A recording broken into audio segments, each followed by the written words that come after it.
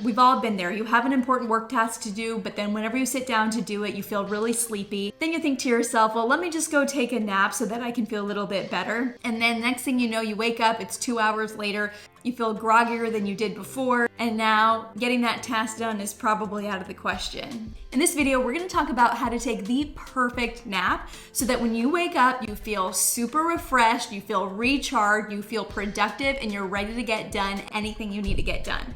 I'm Dr. Mani J. I'm a board-certified dermatologist in California. My passions are efficiency, productivity, and work-life balance. In this channel, we talk about life hacks to make life better using efficiency and incorporating that into day-to-day life, whether that is with skincare, with travel, with everyday tasks and work, all in the name of being able to free up more time to do things that we actually enjoy and having better work-life balance. If that interests you, make sure that you subscribe. Learning how to take the perfect power nap has literally been the highest ROI hack, hands down. I started doing these power naps when I was in medical school, so it's been probably about 16 years now that I've been using this exact same hack in order to be able to take a nap, feel refreshed, and recharged afterwards. So let's get into it. The first question that you may be asking is, what is even the point of power naps? Is that even a real thing? Does that even exist? Is that an urban legend? Is that a myth? Taking a power nap is not an urban legend. It's not a myth. It actually does exist. There is a perfect type of nap that you can take to where you feel refreshed and recharged afterwards. Taking naps in general can have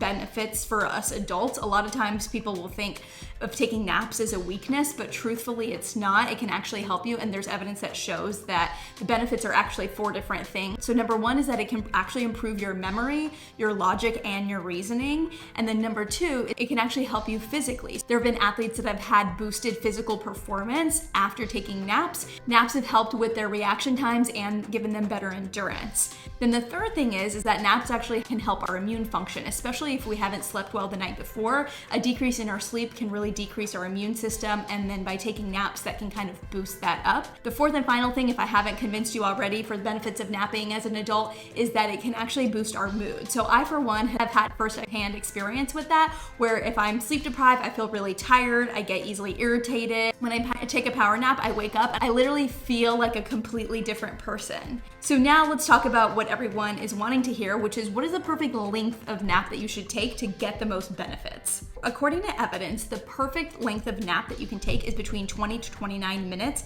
but that's it. You can't go past that 29 minutes. When I take these power naps, I personally set my phone timer to 20 to 22 minutes. The reason why this 29-minute mark is a crucial threshold is because after that 29 minutes, our body goes into a stage of sleep that's a deeper sleep. And once you enter into that, that's when you wake up, and that's when we start feeling groggy. That's when we start feeling worse than what we did whenever we first took the nap. So there's 4 stages of sleep. The first stage is kind of a light sleep, and that's from 1 to 7 minutes. The second stage of sleep, our muscles relax, our body functions kind of slow down. That goes to the 29-minute mark. So after 30 minutes is when we enter into the third stage of sleep, and that's kind of the deep slumber stage. So if we get into that third stage of sleep, that's when you wake up and you feel groggy. So in order to stay within the first 2 stages of sleep, we've got to make sure that we cut our nap underneath that 29 minutes. I personally, when I take a power nap, stick to 20 minutes so that way I can really make sure that I'm in that stage 1 and stage 2 portion of sleep. The 4th stage of sleep is REM sleep. That's when our body is essentially paralyzed and our eyes kind of flicker with involuntary movements underneath our eyelids. That's when dreaming occurs. Besides taking a nap for 20 minutes, there's other factors that you have to consider so that you optimize your productivity afterwards, and that is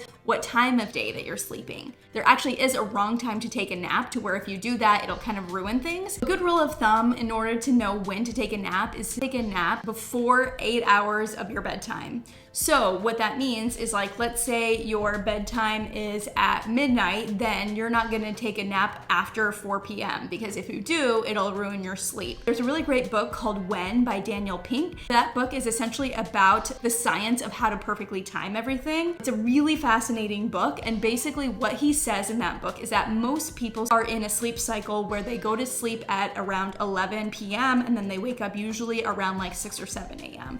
So for people like that, where That's actually the vast majority. Now there are some outliers where there's really early birds from that, and then there's also really night owls from that, but most of us fall into what he considers that middle 11 to 6 or 11 to 7 territory.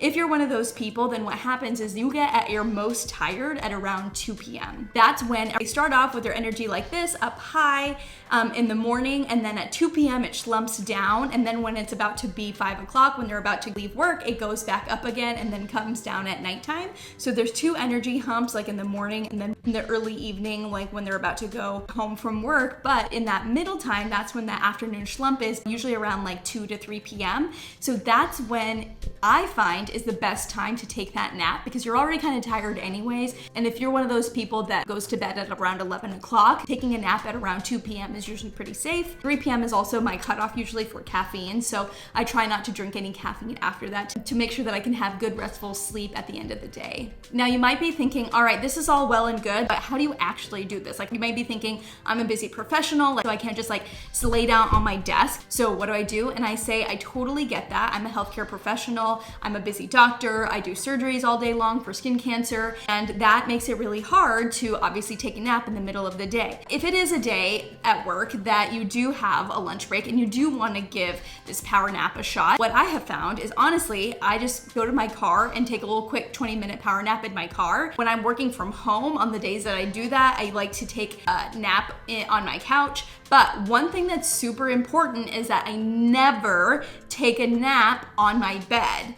Because if you take a nap in your bed, it's way too tempting to keep sleeping for longer. And then that's when you fall into the trap of sleeping for like 2 hours and then you wake up and you don't know what time it is or where you are. So in order to avoid that, I have to make it comfortable enough to fall asleep, but not too comfortable to where I want to keep sleeping. So the second thing is, when it comes to kind of creating a good nap environment, is to make it dark. And so what I do is I always have a sleep mask with me, whether it's in my purse or in my car. I'm gonna actually link it below because it's this Amazon one that's amazing. It's super soft and it's kind of padded. And also it has 2 wells that are kind of for your eyes, so that it goes around your eyes and it doesn't actually smush against your eyelids. It's really comfortable to wear and I love it. And honestly, I've gotten so used to sleeping with it that I can't even sleep without it. I have multiples of these in multiple places because I can't sleep without them. They're awesome, and I'll link them below. The last thing we're going to talk about is this thing that Daniel Pink talks about in his book, When, The Perfect Science of Timing,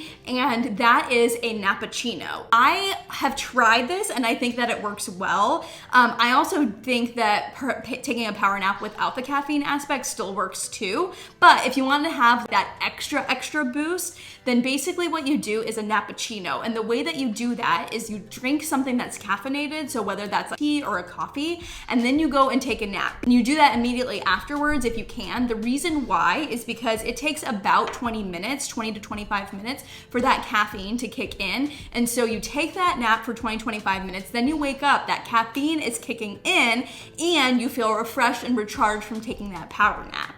So that is like, if you gotta really like be productive, that is the nappuccino. Truthfully, if I take just a power nap and then wake up and then do work, or if I do like caffeine and then take the nap and then do that, do I really notice much of a difference? I mean, I feel energized either way. Maybe I do feel a little bit more alert and a little bit more peppy with the caffeine and the nappuccino. Now you know exactly what it takes to literally erase that feeling of being tired, to where you can take the perfect power nap, because you know to take it between 20 to 29 minutes. Honestly, I would recommend 20 minutes with that, because that's what's worked for me for the last 16 years. You know why you have to take it in that length. You know what time of day to time your nap. And fourth, you know how to create that environment that's a little bit better. So something that's dark, something that's comfortable, but not too comfortable. If you like this video, you're gonna love my other one. It's where I go into a little bit more detail about that book, When, by Daniel Pink, Science of How to Time Everything Perfectly. It's a super fascinating book. And ever since I read that book, it's completely changed the way that I schedule important meetings, important procedures, doctor's appointments, and things like that. If that interests you, make sure you check out my other video that I'm gonna link below. I'm Dr. Mani J. I'm a board certified dermatologist. I love efficiency and lifestyle hacks. Subscribe to the channel and share this with your friends so they can follow too. See you in the next one.